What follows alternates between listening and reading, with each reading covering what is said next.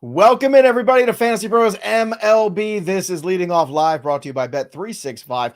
Bet $5, get 150 in bonus bets when you use the promo code Leading Off at Bet365. Support our sponsor and support me, Joey P. Support the Welsh. Support yourselves, everybody. It's the Peanuts and the Cracker Jacks joining us in the chat. Hope everyone had a fun weekend. Coming off a big flag football win yesterday, Welsh. Ooh. Team's feeling good, 38-6. We put a pounding on them. Playoffs start next week, and that's where things get real serious at the end of the day. How was your weekend, buddy? Anything fun going on with you? Yeah, we had Mama Welsh, my mom, birthday yesterday. So we celebrated the Mama Welsh birthday, which was a great time. And we did a classic. We did a movie classic, and we rewatched Mrs. Doubtfire, which was hilarious. Help is on the way, dear. Help is on the way. Help it is. Yeah, exactly. Yeah. The movie completely holds up. It's hilarious. It's fantastic. Figaro. I mean, it's Robin Williams, national treasure, actor, human, just a fascinating guy. I was Go watch a documentary about Robin Williams, by the way. The one they did, it was HBO or Showtime a couple years ago. Really, really good stuff. Oh, I don't think I've seen it. Robin Williams was like I had two idols growing up. I had a sports idol. Jerry Rice was my sports idol, and Robin Williams. I grew up in the Bay Area, both Bay Area people.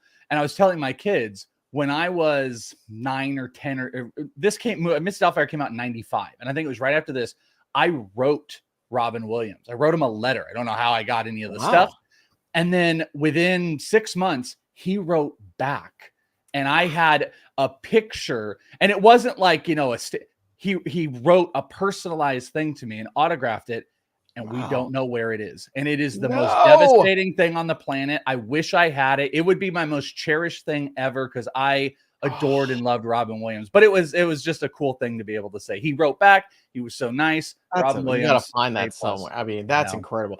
I'm telling you, watch that documentary. He was a fascinating human, such a great actor. The Fisher King, to me, is his ultimate acting performance. That is just a fantastic movie. But there were some fantastic performances.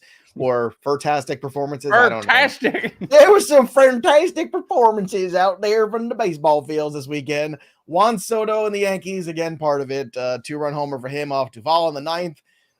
And of course, Aaron Judge, 2 singles, walked twice, stole a pair of bases. I mean, that 1-2 punch, man, it's pretty stunning. The Yankees just continue to just pound it on teams. The Dodgers, also spoiler alert, good at baseball. Yesterday, Gavin Stone, a win over the Rockies. Yeah, it's the Rockies, but whatever. Gavin Stone's been really solid this year. We were going into this Dodgers rotation. You had to wait on Walker Buehler. Bobby Miller got hurt.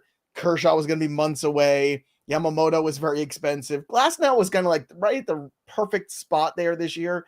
But then there was Gavin Stone, who was free. Emmett Sheehan, right? We all thought maybe Emmett Sheehan going into the year might get that 5th starter job, but Gavin Stone has really stepped up his game. And I know last year you were a guy that was kind of not into Gavin Stone. Has he turned the worm for you, Welsh? Yeah, I mean, one of the reasons was he is massive and had massive control problems. And the pitch that he got everything done is the changeup. He's a high-end changeup guy. Last year, 41% whiff rate on the changeup. This year, 35%. The batting average against is exponentially better. My problem always with him is he's a multifaceted, throws 4 different pitches, double-digit percentage of the time, but it's still the changeup that's getting stuff done. The difference this year in what's happening is he was heavy 4-seam last year with some sinker. This year, he's gone a lot more heavy sinker, and this is what's been the positive. A changeup and a sinker, some similar characteristics. He's giving up weak contact, 31% hard hit rate. That's incredibly low. That's really good. Low barrel rate. That's solid. But his Ks are still not good, and he still walks a decent amount. By the way, he also has a full run higher differential between his actual ERA and his expected. So things have gotten so much better, and it's weird because I felt like you and I got all these Gavin Stone questions. Should I pick this guy, that guy, this guy? Stone has been awesome, and you have the support of the Dodgers, and expected stats be damned, all that. But I do feel his floor is a little bit different because he doesn't have the strikeouts that are going to cover him. He doesn't have a low walk rate that's going to cover him. It's just he has to be this efficient all the time to keep up these numbers. So roll it out, keep going with it. He might continue to do this, but it's a sub 20% K percentage pitcher with an almost double-digit walk percentage. and it's all change up. It is all change up. So the league's going to adjust at some point. So I'm a little bit weary about him continuing all year, but he's been awesome. He really has. Also awesome in that game too. Freddie Freeman going yard, hitting a home run. Mookie Betts leadoff home run in that game too. So look, the Dodgers are just, again, pounding the teams. I still like the Phillies in the series against the Dodgers, though. I still do. I just think Philly's going to be a tough place for the Dodgers to play. And I think that Philly's rotation is, frankly, just more dependable. Wheeler, Nola, Ranger, that's a pretty devastating 3. I'm just saying, like, good right now, and I'm looking, there's time to acquire somebody else if they want to, or get more bullpen help too, more specialization, whatever you want to do. There's plenty of time for the Fighting Phils. More on them later in the show. Brandon Pfaadt pitched 6 innings, struck out 8 guys, walked 2 batters. I made a trade for Pfaadt actually this week. You and I were talking. Was it that one you texted me about? It was where Ron Acuna and everybody else on my team got hurt in the last 2 weeks, and it's a keeper league. And I'm like, you know what? I was on a 2-year plan anyway. Just start selling off pieces. So $40 Imanaga became $7 Pfaadt and $1 Kobe Mayo. And I loved that trade for you, by the way. I loved that trade. I know you were a little bit about doing it, but I really liked how that went out. By the way, when we get into the rookie lookie, literally just like happened, I think, as we were going, I just got a text about it. There is a Oriole prospect call up that just happened. It's not Kobe Mayo, who you just got, by the way, because he's still injured, recovering from the fractured ribs. But we will talk about that Oriole call up. Is it this guy? It is not that guy. That is actually... gee whiz. Oh man, remember when everybody thought I was really good at baseball? Gee whiz, man. That was the coverage of my video last week too, was being like, hey, Jackson Holliday's not getting called up. I didn't mean to derail it, but I like that trade because Imanaga wasn't keepable really for you at over $40. You get Pfaadt at an incredibly low price, and Pfaadt, he has just been good. One of the biggest differentials, again, ERA to xERA, but in the opposite direction. He has a 4.32 ERA, a 2.79 expected with an almost 24% K percentage, under 5 walk percentage. Yeah. I mean, I've been before I made the trade, I did a deeper dive on Pfaadt and all the numbers. And it's funny because, like, all the, as you were saying, all the xERAs were better. Strikeout rate's down a little bit year over year, but I kind of look at that Welsh as more like he is evolving as a pitcher a little bit. And I think over time that's going to raise back up. And look, whenever we bring up Pfaadt, by the way, I've not seen Carlos live in the chat since this moment. So I got to be honest with you, completely even forgot about this. Yeah, Carlos, he ran off. He came in. And he walked in like Connor. He walked in like Connor on me, and then I put the knockout punch in. Yeah. Oof. By the way, here's a question. I'm not question so much. Like I saw over the weekend that the Mike Tyson fight's not happening now. I'm so upset. I was really looking forward to the Mike Tyson. I know I postponed or whatever because Mike Tyson's old and he's got a hernia or something. I don't know, something like that. I know Tyson got hurt or something like that. No, an ulcer. I think it's an ulcer he's dealing with or something like that. Getting old, man. I heard something. Getting old is stupid. I can't for it. I can't fight Jake Paul right now because I got this ulcer right now. It's really completely disrespectful. The lower piece of my body. Everybody's got a plan until you get an ulcer in your face. I know I corrected myself, everybody. I said ulcer after I said hernia. Somebody wanted to fill in for him. I'm trying to remember who that was, so I don't know. I'm all for T in the chat. Someone dig up Carlos from the shallow grave that Welsh put him in. Carlos, we love you. Carlos, come back. That small grave is also all Corbin Carroll. All my Corbin Carroll takes are in that small grave. Here's an interesting one. Steven in the chat has a question. Pfaadt or Kyle Harrison? I take Pfaadt, and I got zero chill on this one. I 100%. I mean, you even said you were like, hey, the K's, they're actually up year over year, but they just didn't take like a big bounce up. He's just become so much more efficient. This is why, 6 weeks ago, we were talking about this, and this is why, whatever it was, 3 weeks ago, Carlos was, for whatever his reason, he was killing me about it because people just didn't buy into the stuff. But if you actually watch Brandon Pfaadt, you can see how much more effective he is. His sweeper is a dominant pitch, 37% whiff rate, and he has just become more consistent in being able to throw the four seam and the sinker, and they're hitting different parts of the zone. He's a great pitcher, and the walk rate makes him even better. So Pfaadt's around, my friends. Pfaadt's a free agent, and King, pick him up. If he's a free agent in your league, what are you doing? And cousin Donnie's saying it's a publicity fight. I know it's a publicity fight. Yeah. I still want to watch it. I do. I want to see Mike, because I don't think you could tell Mike Tyson turn it off. I think there's people you I can't. agree. I think you put Mike Tyson in that thing and you're like, Mike, this is just like, you just got to dance around for a couple rounds. Like, yeah, sure. Okay, I'm going to dance around. And then he gets in the ring. And he's like, my style's ferocious. And and that's it. And he's just going to whoop on somebody. Like, I don't think Mike Tyson's capable of turning the switch off. Like, I agree. But like, that's my only thing about Tyson. I don't know. Like, I did want to see him go berserko, but do you think like maybe there's something to this? Do you think this is part of the bit? Or he really got hurt? No, I'm sure it's sold already. It's been hyped all over the place. So Pfaadt was good. Ketel Marte too, 3 for 3 with 2 homers in that game. Also good. Good day for the Diamondbacks. Good day for Gunnar Henderson, 3 for 3 with a homer, 2 walks for him. Not a good weekend for Chris Sale against the A's. 8 earned runs.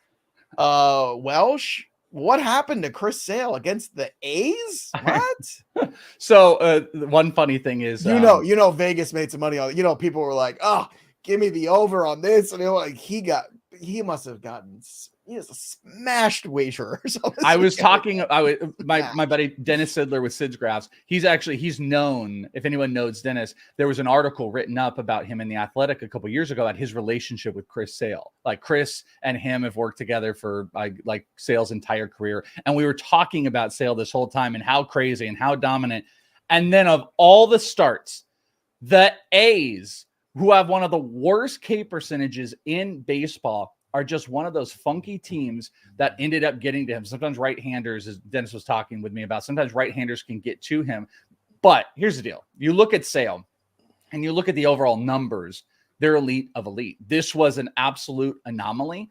It's only the second start this entire year where he's given up more than 3 earned runs. He's been an absolute strikeout king, and his numbers still look phenomenal. It's a total blip on the radar. I buy nothing of it. You do want to watch because Sale can get into these, like sometimes these little down ticks, but it's the highest K percentage he's had in 5 years, the lowest walk percentage of his career, the best second or third best expected ERA of his entire career. He's been awesome. Anyone who's like, I'm not going to take too much out of it. I'm buying. Don't take too much out of it. I think that's what we're saying. It's a bad start. It happens, but it was the A's, so that hurts a little bit. Speaking of good things, though, I was looking here for the month of May. Positive 80 units for me on the ROI, and last week 30 up. So finishing strong. The month of May started out rough for me, but really strong ROI for me. Follow us over at bettingpros.com/Joe. Baseball's tough, man, but I got the little fire symbol on my app. So that's good. That was good. Me in Otherwise, April. I got to go to the doctor if things are on fire. I'm trying to get that fire back. We're going to start back in June. I took a little break into the weekend. South African G telling us Pfaadt is only rostered in 28.6% of ESPN leagues. Casuals. All the casuals, folks. Yep. That's what it is. Yep.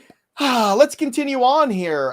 So those were the headlines. Some other headlines too about some guys going back to the farm. It's when your dog is not doing well and your parents are telling the young kid that we're gonna have to send Scrappy to the farm where he's gonna live out his days. Come here, you old Torkelson. Spencer Torkelson is going to have to go live on a farm in Toledo, going to a farm in Toledo for a few weeks. He's going to meet some other baseball players, have a good old time, maybe, hit some fungos. But he is going back to the minors, and it looks like Edward Julian is too, which hard L for me on this one. This one really upsets me. Julian, I feel like, he had that power spike in April. And that, I got to say, concerned me because I was like, I really don't want him to be these guys who start trying to hit home runs. And I feel like he became one of these guys who's trying to hit home runs. So Torkelson going down to the farm, Julian going down to the farm. Thoughts on this, Welsh? Talk to me about when we might see both of them back here. Do we see them in July 4th, after the 4th? I mean, I want to say I feel like Torkelson could be back. You felt like there's a little bit of a turn starting to happen, but he just needs to start hitting for contact. I believe they brought up Justin Henry Malloy, who, multifaceted guy that they can kind of move around. I gotta be honest with you, I kind of think it's more likely that we see Torkelson before Edward. I'm not sure we see Edward Julian anytime soon. 34% K percentage. He had good barreling numbers, but he made no contact. And I still hold it heart of hearts, man. why that guy doesn't get aggressive in early counts. He is the most passive hitter in early counts and then becomes hyper aggressive when he gets 2 strikes. And it's a horrible recipe. I don't care about your 12% walk rate. They got too many options there as well. Guys like Castro's been good. You've got Brooks Lee, who is coming back into the minors. He's going to be an option to come up soon. They have too many options for a guy like this to be bad. So I would say July 1st, Torkelson is back. I don't think Edouard Julien is, unless there's a major AAA change. We were going to say this for later in the show, but Jerry brought up in the chat. Yes, Garrett Cole is pitching in Somerset tomorrow. You'd love to go see him. I don't know if you do, Jerry, and I'm going to tell you why. Welsh was saying, hey, you're going to go see Garrett Cole. He's texting me. And I said, yeah, I think I might go do that. Like, I got some stuff going on, but you know what? I could probably pop over to the ballpark. He's probably only going to pitch, like 2-3 innings at the most anyway, I would say 3, yeah. Right? So I was like, all right, it's early night, whatever. I'll go do that. Now, normally I could sit in the, very front, right behind home plate for about 1850. I know this because I just did it a couple weeks ago. Went to the ball game, saw the fireworks. It was a great time, had a great time. Amazing seats right behind home plate. Sent Welsh some video of Spencer Jones. You know how much tickets are tonight for this game? $80. $80 for me to watch Garrett Cole throw 3 innings? Right here, buddy. Right? No. What? $80 for 3 innings of minor baseball, Garrett Cole? It's absurd. And you know what? They're going to get price gouging. I hate the price gouging that happens with this type of stuff. Oh, bad job. Somerset Patriots is a family-friendly place. They have funnel cake and Dippin' Dots and helmet Sundays, and they have a great environment. They do spit and puke where people are on the bats and they're running around and they're falling all over the place. They do fun things. They do giveaways. It's a great place. They do fireworks at night.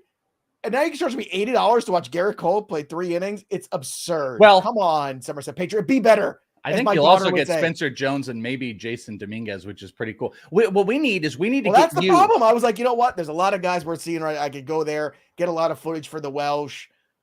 Come on. We need to get you like the media pass, and then we need to get you ingratiated with that team. I want Joey P throwing out a first pitch over at the Somerset. That's what we need. Well, I would not bounce it. I could tell you that, but no. I mean, I want to hear in the chat what you think of this. What do you think of this price gouging thing? Like, if the normal best seat in the house is $20, let's say, right?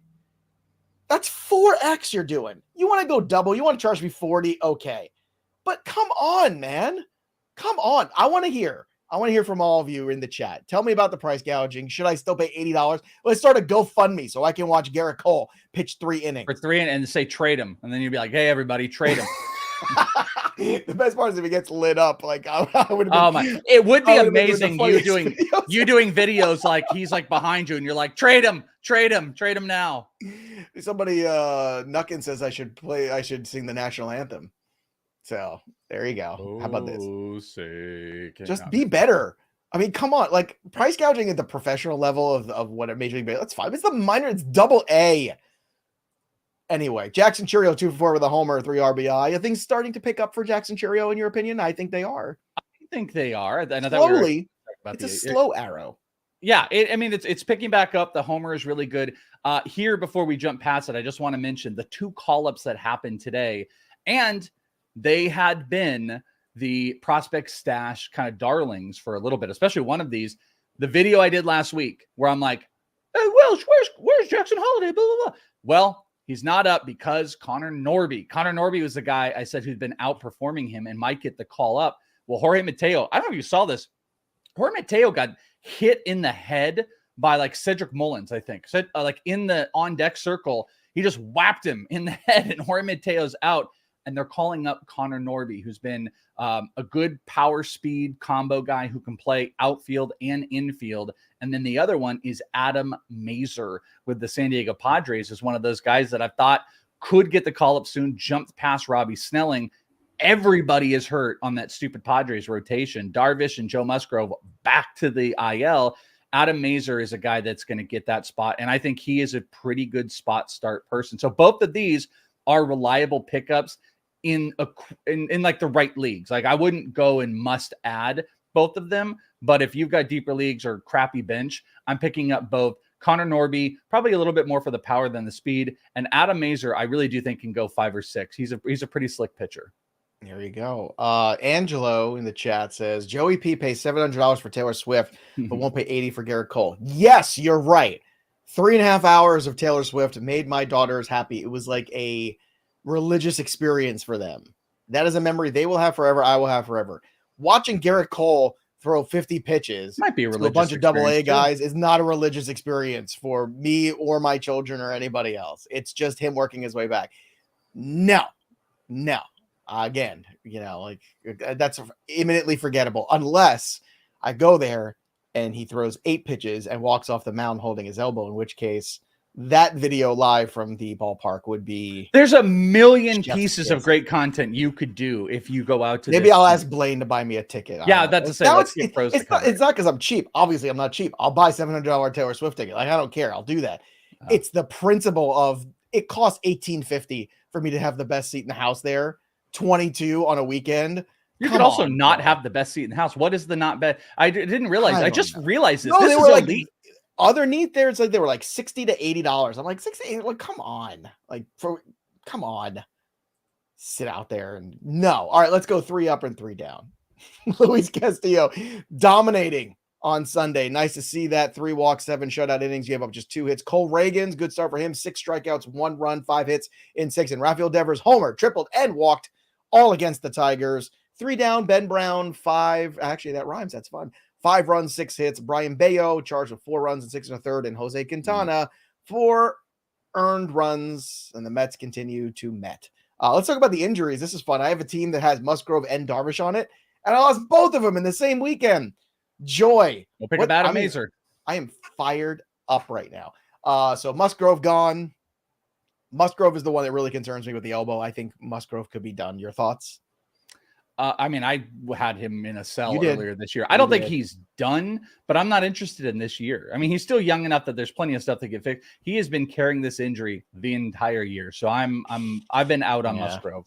Yeah, I was concerned about him, but I was willing to pay the price. And look, there were moments where you're like, okay, maybe things are going in the right direction, but nope, no good. Blake Snell, IL after hurting his groin again. Oh man. Man, this groin's tight, bro. I like that. I want a podcast with Blake Snell and Mike Tyson. I think that's the podcast that we didn't know we needed that I think we need. What do you think? Why? What? I don't, because I just want to put those 2 guys in a room and hear what they have to say about life. Yeah, Blake, this is crazy, Blake. Crazy. Have that groin working. Oh man, the groin's hurting, man. You want to rub it down a little bit, maybe get some oils or something. I shouldn't make fun of Mike Tyson. I mean, Mike, I'm from Brooklyn. You're from Brooklyn. We're cool. Rangers Suarez, the thumb is okay. He's going to make his next start. Don't panic, everybody. Luis Arise, though, on the other hand, came out with an injury. Might panic about him. You're not seeing Max Muncy anytime soon. He's still got the oblique issue. I had a theory, Welsh. You ready? All right. I feel like we've seen a lot of oblique issues in the last couple of years of Major League Baseball. Would you agree with this? Yeah. Would you say it's more oblique issues than you remember seeing in your recent memory compared to 5 years ago, 10 years ago, what you've seen in the last 5 years? Sure. Do you think, this is a question, I got to get a hat made out of tinfoil for this show. It's the only prop I don't Are you going to get it? I'm going to go get the tinfoil. Maybe I'll make it up for tomorrow. So do you think that some hitters are getting a little obsessed with exit velocity from their bats and maybe trying to put too much torque, swing too much, swing too hard, whatever it might be? Do you think that is what's causing this and it is an epidemic of oblique issues in Major League Baseball with hitters? Yeah, I mean, I talked with Eno about the bat speed trend and what is the oblique? Where is the oblique? I don't. If I had one, it would be up here. It's in the upper rib cage area. Okay, so that I think that is the actual thing here. So the bat speed trend, there is a correlation to the actual rib injuries. Like you've seen more fractured ribs, and you're seeing some of that, have issue in recovery. The oblique is the same thing. I believe I was thinking it was something else here for a second, but as we were talking, I'm like, no, that was the correlative bat speed thing going on right now. That it is to pitcher velocity to Tommy John is oblique to bat speed, and guys that are trying to swing faster and short. I mean, I think it's the length of the swing with the bat speed that really hurts. But yes, I think that was literally written about we are seeing that players are acknowledging guys that never Tristan cared about Costa- their exit velo until we had those deeper StatCast stuff come in about 5 years ago, right? It was about 5 years ago. I feel like that MLB big launch of the StatCast data thing, that was about give or take 5 years ago. And man, oh man, I don't remember so many guys ever on ILs with obliques that we've had. Yeah, I don't think they look at it like quite as like the exit velocity, especially with talking with players, more than it is I have to get to the barrel. Yeah, exactly. So bat speed is the correlative. I have to get my bat to the barrel quicker. That's where your big effective stuff, and get the ball in the air. And all of those things have, we're seeing hitters, especially bigger hitters like Tristan Casas had it. And I'm just forgetting who the other person was, but yeah, it is 100% a thing. Also a thing, Royce Lewis, hopefully returning tomorrow. Did I say returning tomorrow? I am all over the place. It's Monday. I'm having fun. He's going to return tomorrow. That's all, folks. He's going to return tomorrow. That sounds like a Jackson Holiday. He's going to return someday. I'll return to the major leagues, and I'll be a real boy. Oh, gee whiz. This is my villain arc. Connor Norby. This is my villain arc.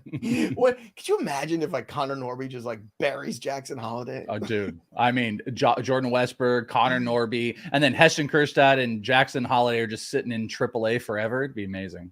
Oh, so good. All right, you know what else is so good? The best bets of the day with Joey B and the Welsh. Make sure you are placing your wagers over at bet365. Use that promo code leading off. Bet $5, get 150 in bonus bets when you do.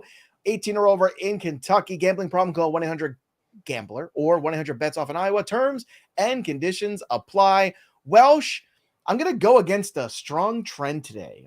Sometimes you got to look in the face of danger and just spit right in its face. Sometimes you got to say, I don't care if the Milwaukee Brewers have scored more runs than anybody else in the last 7 days. I don't care if the Brewers are 8 out of their last 10.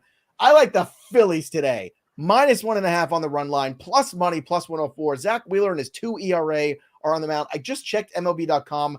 They still don't tell you who's starting right now for the Milwaukee Brewers. I think it's Bryce Wilson is what I've been Wilson seeing. Finally getting the nod? So that's what I've been seeing. Look, I know the Brewers have been great, but momentum's only as good as the next day's starting pitcher. And Zach Wheeler is the next day's starting pitcher today for the Milwaukee Brewers to look at and try to hit off of. And I know this like Yelich has some decent numbers off him in his career. I don't care. Wheeler's been unbelievable. A sub 2.5 ERA. You're getting plus money on the 1.5 run line. I think the Phillies can take care of business here today. Give me Detroit on the money line, -115 with Scuba on the mound against the Texas Rangers. Again, it's a formidable Rangers lineup. I'm investing in the good pitchers today. That's the theme of Joey Bets today. And of course, Welsh's favorite guy, Tyler McGill, over 4.5 strikeouts. That's where I'm going today. -130, so the juice is a lot, but it's a small number. His strikeout numbers last 2 games have been over 7 each. I think it's a good opportunity against the Washington Nationals today. Parlay of the day, Welsh, I could not find anything in the same game that I really was in on today on the slate. So instead, I just went for some easy money lines. Give me the Phillies on the money line, -210. The Tigers, as I mentioned before, -116. And the Houston Astros with Verlander on the mound at -172. You put those 3 things together, you get 3-1 if the Phillies, Tigers, and Astros all get W's.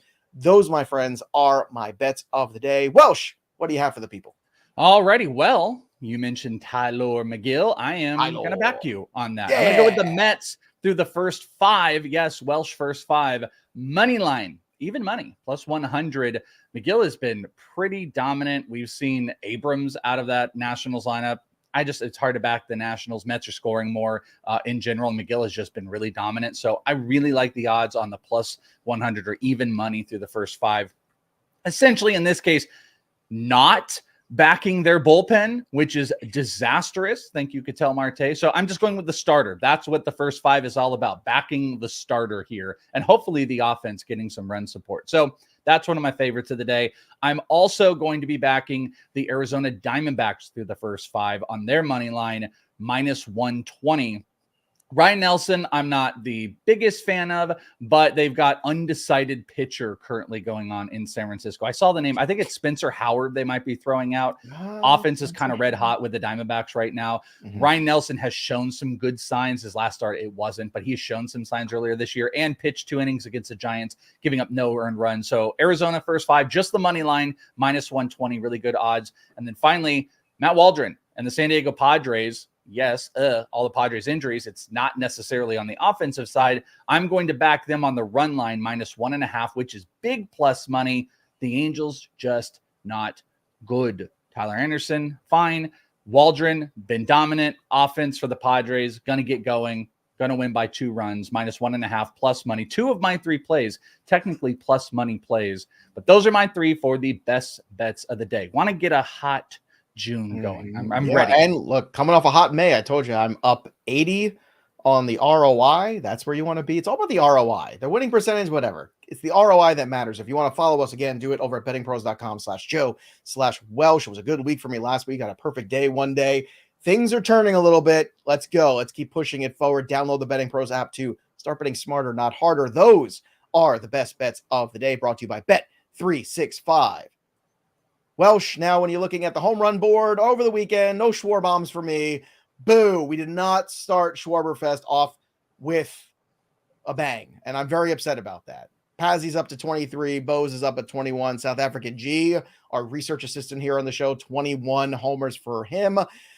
Of course, you can make your home run calls over on Discord, fantasypros.com/chat. Check out all our amazing content. And don't forget, too, this week of the Cycle, too. Very popular program. People love the Cycle. Mike Mayer, Kelly Kirby holding it down while Worm is on vacation. So check it out. Support the crew. Talking the long form baseball. The Cycle is fantastic. Make sure if you haven't already, subscribe to the MLB podcast, wherever you get your pods. Against audio only, but it doesn't make it any less special. And when it comes to special, we are special. So, Welsh, I'm going to keep it special today. I'm going to break Ellie De La Cruz out of his funk in Colorado. Let's go. Give me Ellie in Colorado. Where are you going for your home run call today, my friend? I'm going to go with that Philly side you've been talking about. We're going to attack the Brewers. It is not a Schwarber fest. No, it is Bryce Harper. We're going to play Bryce Harper today. Again, if it's going to be Bryce Wilson, that's a pretty decent matchup for him. So, Bryce, get me on the board. Get me closer to getting on that stupid board. Good Lord. It is June. I'm still not there. We are getting closer to, does Joey go or does Welsh get on the board? What happens first? It's a battle. Nexus of the universe, Jerry. I got to say, if Schwarber hits a home run today, I'm going to be pretty mad if he went the whole weekend without hitting a home run. Like, that's how it works. Piss me right off. All right, here, Chuck's got a question. We'll hit this on the way out. Catcher rest of the season. Diaz, Langoliers, Patrick Bailey. I probably still go Diaz, even though he has not performed at that level. Langoliers is the one that I would be willing. Yeah, I'd be willing to do that. I mean, most of these guys you can stream. I would maybe stick with Diaz, but if I did move, it'd be Langoliers. All right, I want to come back here tomorrow with another home run from Ellie De La Cruz. Why not 2? Let's go, Ellie. Let's have some fun. We'll be back again tomorrow, 12:30 Eastern. Don't forget, watch us live here on the program. Be a part of the show. We love when you watch us live. We love when you comment here in the chats. It's a good time. And again, subscribe to Fantasy Pros MLB YouTube channel for all the waiver wire trade videos and a whole lot more. That'll do it for us. But the story of the game goes on. For Welsh, I'm Joey P. We'll see you next time, kids. Peace. Peace.